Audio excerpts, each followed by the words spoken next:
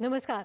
DD news पर आप सभी का स्वागत है। दिन के 12 बज चुके हैं और मैं हाजिर हूं देश और दुनिया की बड़ी और अहम खबरों को लेकर। शुरुआत करते हैं इस बुलेटिन की टॉप हेडलाइंस के साथ। पीएम मोदी की यात्रा से भारत अमेरिका संबंधों से जुड़ा नया अध्याय। ऊर्जा और प्रौद्योगिकी सहित कई क्षेत्रों में समझौते। 2030 तक द्विपक्षीय व्यापार दोगुना करने का लक्ष्य।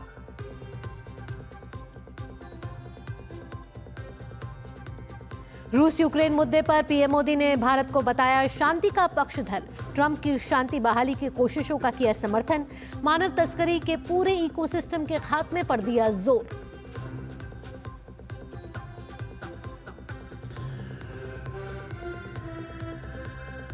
अमेरिका में भारत की बड़ी कूटनीतिक जीत। राष्ट्रपति ट्रंप ने मुंबई आतंकी हमले के गुनहगार तहफ्फुर राणा के प्रत्यर्पण को दी मंजूरी।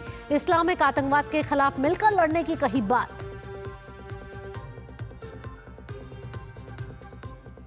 पुलवामा आतंकी हमले के शहीदों को प्रधानमंत्री मोदी का नमन। कहा आने वाली पीढ़ियां उनके सर्वोच्च बलिदान को रखेंगी याद। आज ही के दिन आतंकी हमले में 40 जवान हुए थे शहीद।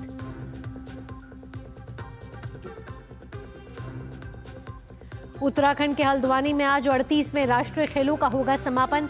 केंद्रीय गृह मंत्री अमित शाह होंगे मुख्य अतिथि।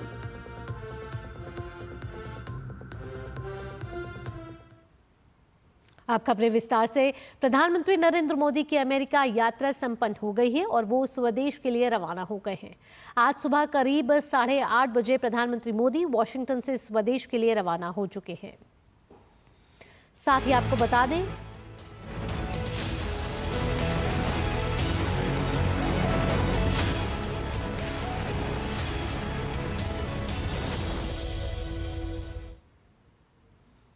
दुनिया भर की नजरें प्रधानमंत्री नरेंद्र मोदी के अमेरिका दौरे पर थीं।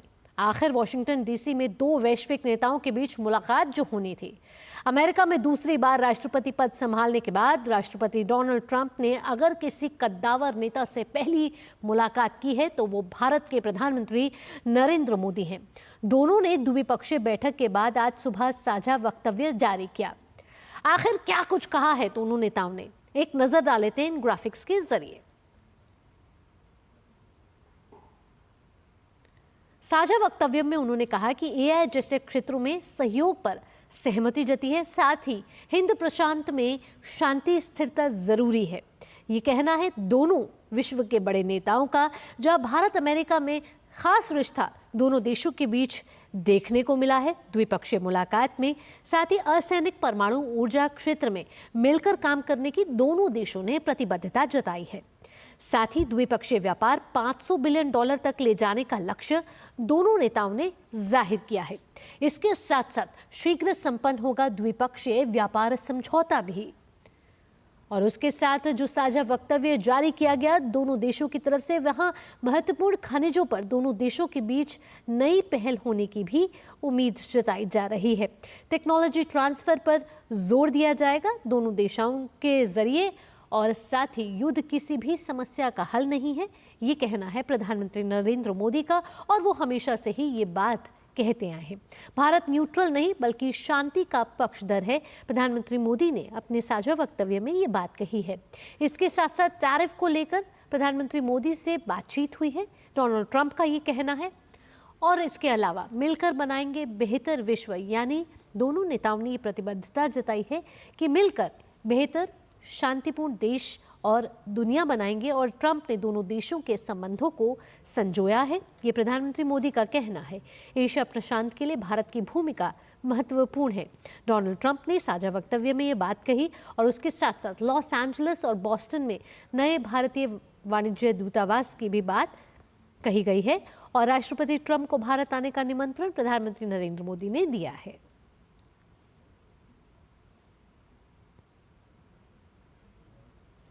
प्रधानमंत्री नरेंद्र मोदी और अमेरिकी राष्ट्रपति डोनाल्ड ट्रंप के बीच आपसी और वैश्विक हितों से जुड़े कई महत्वपूर्ण मुद्दों पर बातचीत हुई है। संयुक्त प्रेस वार्ता में प्रधानमंत्री नरेंद्र मोदी ने कहा कि भारत की रक्षा तैयारियों में अमेरिका की अहम भूमिका है। साथ ही प्रधानमंत्री ने राष्ट्रपति ट्रंप के शांति के लिए किए जा रहे प्रयासों का भी समर्थन किया। प्रधानमंत्री नरेंद्र मोदी की अमेरिकी यात्रा का सबसे महत्वपूर्ण पड़ाव गर्मजोशी के साथ मुलाकात का ये पल रहा। दोनों नेताओं के बीच आपसी और वैश्विक हितों से जुड़े कई महत्वपूर्ण मुद्दों पर बातचीत हुई। संयुक्त प्रेस वार्ता में प्रधानमंत्री नरेंद्र मोदी ने कहा कि भारत की रक्षा तैयारियों में अमेरिका की अहम भूमिका है।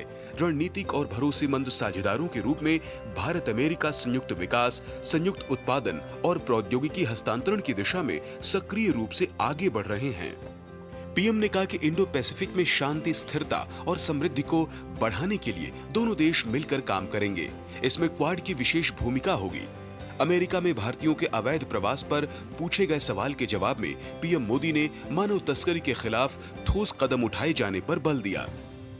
हमने हमेशा कहा है कि जो वेरीफाइड होगा, कि जो सच्चे अर्थ में भारत का ही नागरिक होगा, वो अगर अमेरिका में गैर कानूनी तरीके से रहता है तो उसको वापस लेने के लिए भारत तैयार है।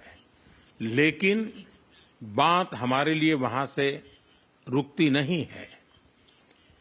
ये सामान्य परिवारों के बच्चे होते हैं, उनको बड़े बड़े सपने दिखाए जाते हैं और उनको ज्यादातर ऐसे होते हैं उनको गुमराह करके लाया जाता है। और इसलिए ये ह्यूमन ट्रैफिकिंग में जुड़े हुए पूरे इकोसिस्टम पर हमने वार करना चाहिए। और अमेरिका और भारत मिल करके हमारी कोशिश है और हमारी कोशिश रहनी चाहिए कि इस प्रकार की पूरी इकोसिस्टम को हमें जड़ मूल से नष्ट करना चाहिए, ताकि ह्यूमन ट्रैफिकिंग बंद हो और गरीब लोगों को जो अपनी धन दौलत बेच करके ऐसे बड़े बड़े सपने दिखा करके उनको अंधेरे में रख करके ले जाया जाए, उनके साथ भी अन्याय है। और इसलिए हमारी बड़ी लड़ाई उस पूरे इकोसिस्टम के खिलाफ है।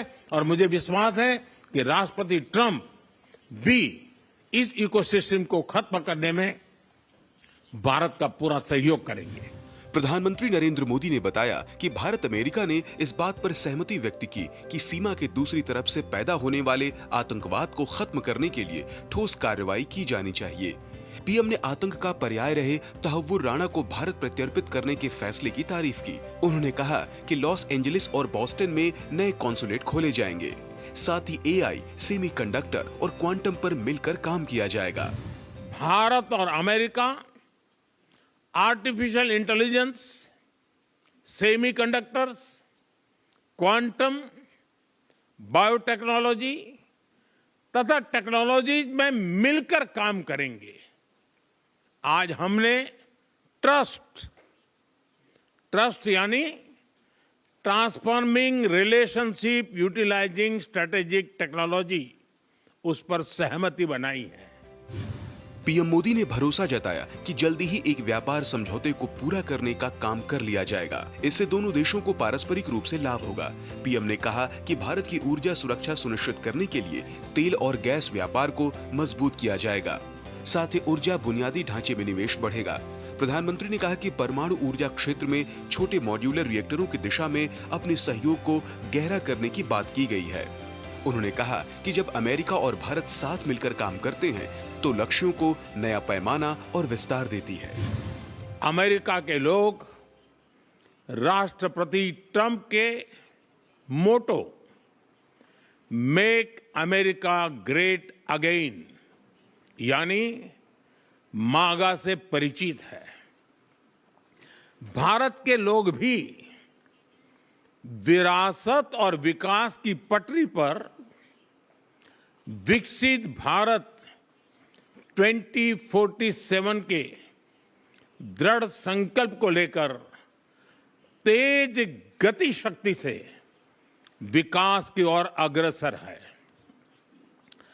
अमेरिका की भाषा में कहूं तो विकसित भारत का मतलब मेक इंडिया ग्रेट अगेन यानी मिगा। जब अमेरिका और भारत साथ मिलकर काम करते हैं यानी मागा, मागा प्लस मिगा, तब बन जाता है मेगा पार्टनरशिप फॉर प्रॉस्पेरिटी। और यही मेगा स्पिरिट हमारे लक्ष्यों को नया स्केल और स्कोप देती है। पीएम नरेंद्र मोदी ने यूक्रेन जंग पर कहा कि दुनिया का नजरिया है कि भारत तटस्थ है, लेकिन भारत तटस्थ नहीं है। भारत का अपना पक्ष है शांति। उन्होंने राष्ट्रपति ट्रंप के शांति के लिए किए जा रहे प्रयासों का समर्थन किया। ब्यूरो इनपुट के साथ अमृतपाल और सुधीर यादव की रिपोर्ट, टीडी न्यूज। और अब सीधा रुख करेंगे लोकसभा अध्यक्ष ओम बिरला आज हरियाणा विधानसभा में नव निर्वाचित विधायकों के ओरिएंटेशन कार्यक्रम में शामिल हुए हैं। सेनानियों, सांस्कृतिक आध्यात्मिक गुरुओं का हो, सबका एक गौरवशाली इतिहास हरियाणा का रहा है और इसीलिए इस हरियाणा विधानसभा का भी अपनी एक विरासत रही है। विरासत के साथ विकास एक ऐसा मॉडल है जो सभी राज्यों को एक दिशा देता है। मुझे खुशी है कि नायब सिंह जी सैनी के नेतृत्व में ये प्रदेश और विकास की ओर बढ़ रहा है, जहां इंफ्रास्ट्रक्चर हो, सामाजिक कल्याण हो, आर्थिक परिवर्तन हो और उसके साथ कृषि, उद्योग और शिक्षा के क्षेत्र में भी लगातार आगे बढ़ रहा है। इन सभी क्षेत्रों के अंदर यहां के चुने हुए माननीय विधायकों का बहुत बड़ा योगदान है। मैं उन सब माननीय विधायकों को बहुत बहुत शुभकामनाएं देता हूं, बधाई देता हूं, जिनको जनता ने बहुत विश्वास, भरोसे के साथ चुनकर भेजा है। मुझे खुशी है कि यहां 40 विधायक पहली बार चुन के आए हैं। मैं उनका विशेष रूप से अभिनंदन करता हूं कि पहली बार आप चुनकर आए हैं।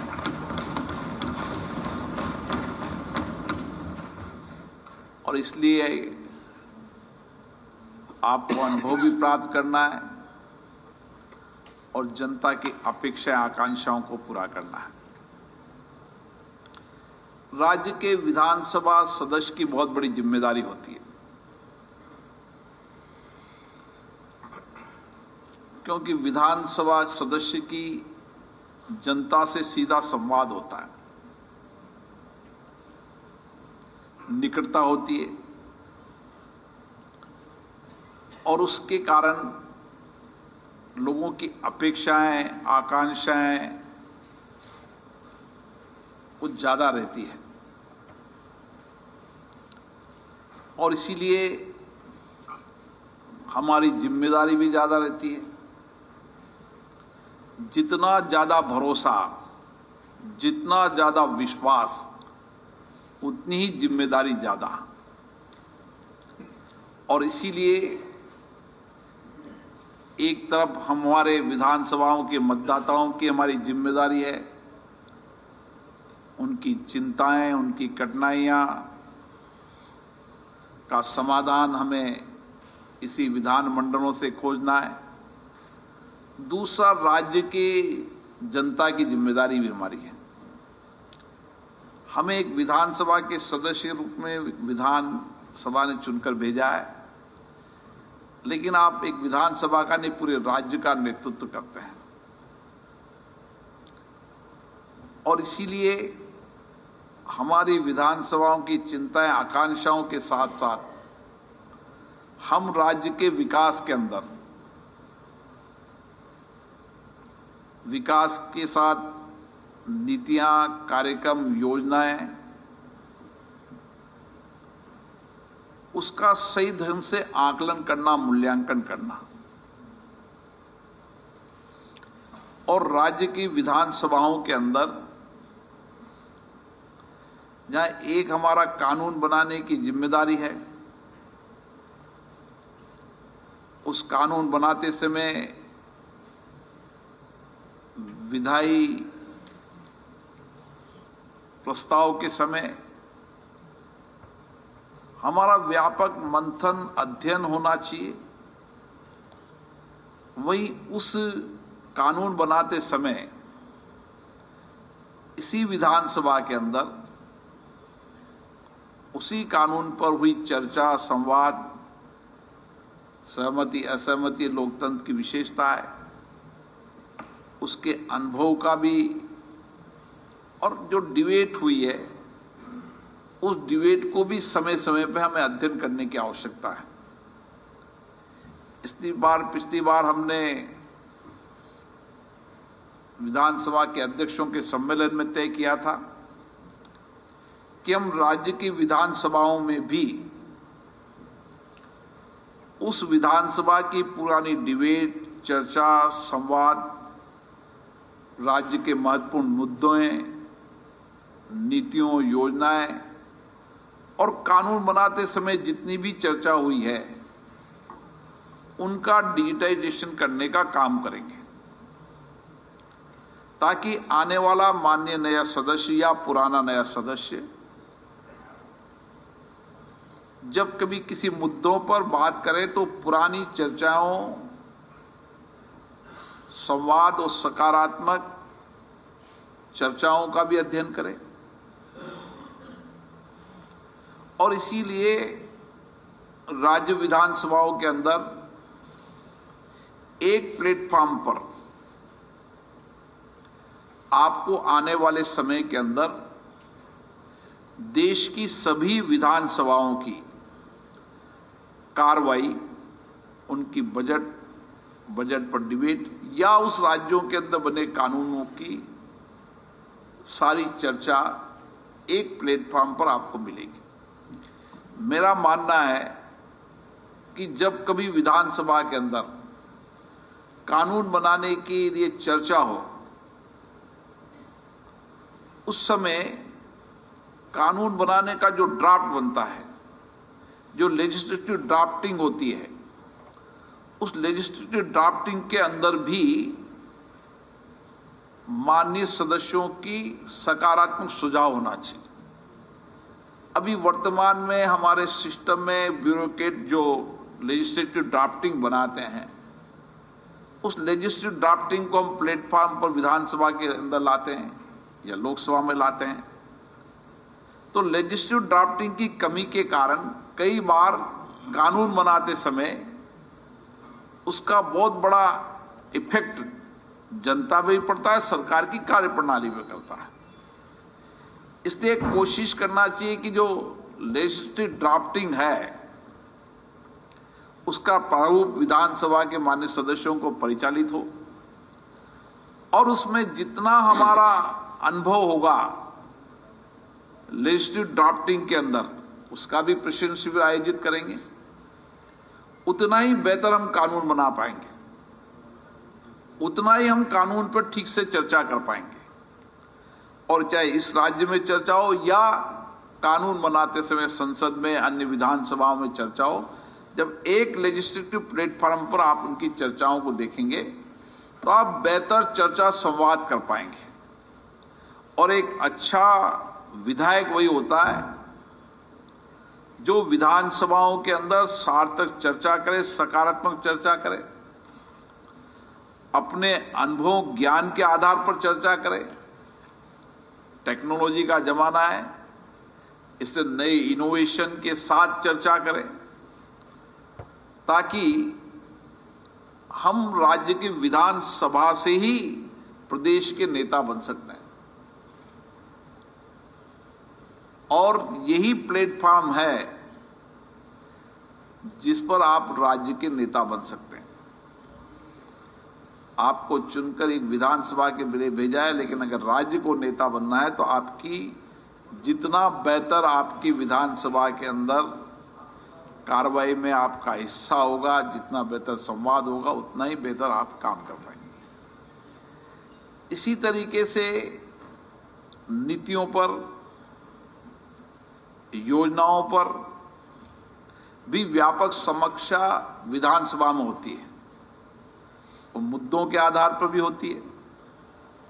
तो राज्य के महत्वपूर्ण मुद्दों को अपनी अपनी राज्य विधानसभा की नियम प्रक्रियाओं का पूरा अध्ययन करना, और कैसे हम राज्य के अंदर प्रदेश के मुद्दे, अपने विधानसभाओं के मुद्दों को उठा सकते हैं, जितना नियम प्रक्रियाओं का अध्ययन होगा उतना ही आप नियम प्रक्रियाओं से विषयों को उठा पाएंगे और उससे एक बहुत सकारात्मक परिवर्तन आता है।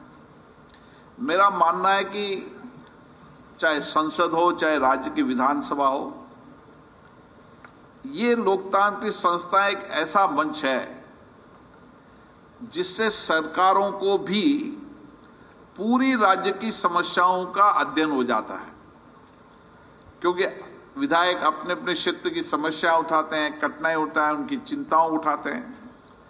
अगर सरकार उनको सकारात्मक रूप से ले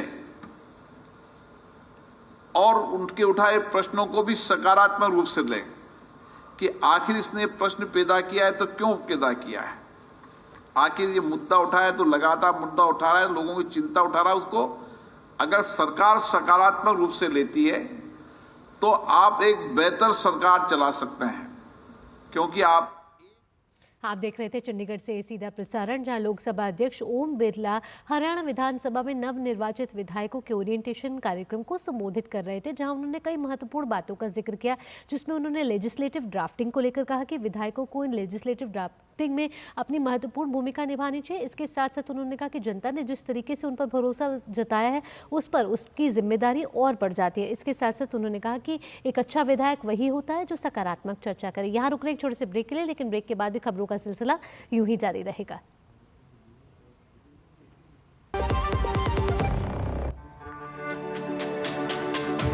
मेरी पसंद, मेरी पसंद, मेरी पसंद, मेरी पसंद, हमारी पसंद, हम सबकी पसंद। मजबूत देश का मजबूत सरिया हो गया स्टील। ब्रेक के बाद आपका स्वागत है। प्रधानमंत्री नरेंद्र मोदी ने अमेरिका दौरे पर वहां के प्रभावशाली लोगों से भी मुलाकात की है, जिसमें राष्ट्रीय सुरक्षा सलाहकार माइकल वॉल्ट्ज, स्पेस एक्स के सीईओ इलॉन मस्क और भारतीय अमेरिकी अरबपति उद्यमी विवेक रामास्वामी शामिल रहे। अमेरिकी राष्ट्रपति डोनाल्ड ट्रंप ने पिछले महीने इलॉन मस्क को अपने प्रशासन के नवगठित सरकारी दक्षता विभाग का प्रमुख चुना था। प्रधानमंत्री नरेंद्र मोदी ने अमेरिकी राष्ट्रपति के अतिथि निवास ब्लेयर हाउस पर प्रभावशाली लोगों से मुलाकात की, जिसमें अमेरिका के राष्ट्रीय सुरक्षा सलाहकार माइकल वॉल्ट्ज भी शामिल रहे। पीएम मोदी ने अमेरिकी एनएसए के साथ मुलाकात को सार्थक बताया और कहा कि उनसे रक्षा, प्रौद्योगिकी और सुरक्षा क्षेत्रों पर बातचीत की गई, जो भारत अमेरिका संबंधों के महत्वपूर्ण पहलू हैं। दोनों नेताओं के बीच मुलाकात पर विदेश मंत्रालय ने एक प्रेस विज्ञप्ति में कहा कि बातचीत में भारत अमेरिका व्यापक वैश्विक रणनीतिक साझेदारी को और गहरा करने के तरीकों पर चर्चा की गई। इसमें रणनीतिक प्रौद्योगिकियों के विकास पर ध्यान देने के साथ ही रक्षा, औद्योगिक सहयोग और असैन्य परमाणु ऊर्जा और आतंकवाद से मुकाबला करने जैसे विषयों पर भी चर्चा की गई। पीएम मोदी और एनएसए के बीच आपसी हित के अंतर्राष्ट्रीय और क्षेत्रीय मुद्दों पर भी चर्चा हुई। पीएम मोदी ने स्पेसएक्स के मुख्य कार्यकारी अधिकारी इलॉन मस्क से भी मुलाकात की। मस्क अपने 3 छोटे बच्चों के साथ ब्लेयर हाउस पहुंचे, जो पीएम मोदी से मुलाकात के दौरान उनके साथ बैठे हुए थे। बैठक के बाद प्रधानमंत्री ने सोशल मीडिया साइट एक्स पर पोस्ट करके बताया कि वॉशिंगटन डीसी में इलॉन मस्क के साथ बहुत अच्छी बातचीत हुई। हमने अंतरिक्ष, गतिशीलता, प्रौद्योगिकी और नवाचार जैसे कई विषयों पर चर्चा की। बैठक में भारत में इलेक्ट्रिक व्हीकल उत्पादन, सौर ऊर्जा, अंतरिक्ष प्रौद्योगिकी और आर्टिफिशियल इंटेलिजेंस में संभावित सहयोग पर चर्चा हुई। मस्क ने भारत के नवाचार उन्मुख दृष्टिकोण और न्यूनतम सरकार अधिकतम शासन की नीति की सराहना की। प्रधानमंत्री नरेंद्र मोदी ने भारतीय अमेरिकी अरबपति उद्यमी विवेक रामास्वामी से मुलाकात की। इस दौरान दोनों ने भारत अमेरिका संबंधों, नवाचार, जैव प्रौद्योगिकी सहित अन्य विषयों पर चर्चा की। पीएम ने अमेरिकी राष्ट्रपति के अतिथि गृह ब्लेयर हाउस में रामास्वामी से मुलाकात की, जो पिछले वर्ष रिपब्लिकन पार्टी से राष्ट्रपति पद की उम्मीदवारी हासिल करने के लिए भी मैदान में उतरे थे। ब्यूरो इनपुट के साथ अमृतपाल, सुधीर और शुभेंदु घोष की report, DD news. PM Modi की अमेरिका यात्रा से भारत की एक बड़ी कूटनीतिक जीत हुई है। अमेरिकी राष्ट्रपति डोनाल्ड ट्रंप ने ऐलान किया है कि 26 नवंबर 2008 को मुंबई पर हुए हमलों के साजिशकर्ता तहव्वुर राणा को भारत प्रत्यर्पित किया जाएगा। अमेरिका पहुंचे प्रधानमंत्री नरेंद्र मोदी के साथ मुलाकात के बाद अमेरिकी राष्ट्रपति डोनाल्ड ट्रंप ने कहा कि मुंबई पर हुए आतंकवादी हमले से जुड़े राणा को भारत में न्याय का सामना करना होगा। The United States and India will be working together like never before to confront the threat of radical Islamic terrorism, a threat all over the world, actually. Today, I'm pleased to announce that my administration has approved the extradition of one of the plotters and one of the very evil people of the world, and having to do with the horrific 2008 Mumbai terrorist attack, to face justice in India. So he's going to be going back to India to face justice. इसी के साथ इस bulletin में इतना ही। देश और दुनिया की बाकी खबरों के लिए आप जुड़े रहिए डीडी न्यूज़ के साथ। मुझे दीजिए अनुमति। नमस्कार।